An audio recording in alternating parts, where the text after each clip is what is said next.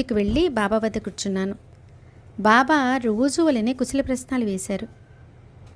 శ్యామా, ఇవాళ ఏమిటి సంగతి? అంతా బాగానే ఉంది కదా? ఆ నారాయణ బుర్ర బాగా పాడి నన్ను చాలా కష్టపెడుతున్నాడు అని అన్నారు. వృద్ధురాలి దీక్ష విషయంలో నేను అసలే బాగా బాధలో ఉన్నాను కనుక బాబాను ఆ సమస్య ఎలా పరిష్కరించాలి అని అడిగాను. ఇదేం చమత్కారం, ఇదేం గారడి, మీ లీల ఇతరులకు అర్థం కాదు. మీరు ఒక్కో వ్యక్తిని ఊరికి రప్పించి వారి విషయం మమ్మల్ని అడుగుతారు. ఆ వృద్ధురాలు దేశముఖిని ఆహారం మానేసి 3 రోజులు మీ కారణంగా ఉపవాసం ఉంది. ఆమె పరమ మొండిది. మీ చరణాల యందు ఆమెకు చాలా నిష్ఠ.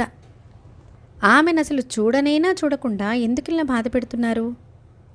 ఆమె అసలే ఎండిపోయిన కర్రలా ఉంది. పైగా మూఢంగా పట్టుదలతో ఉంది. ఆహారం లేక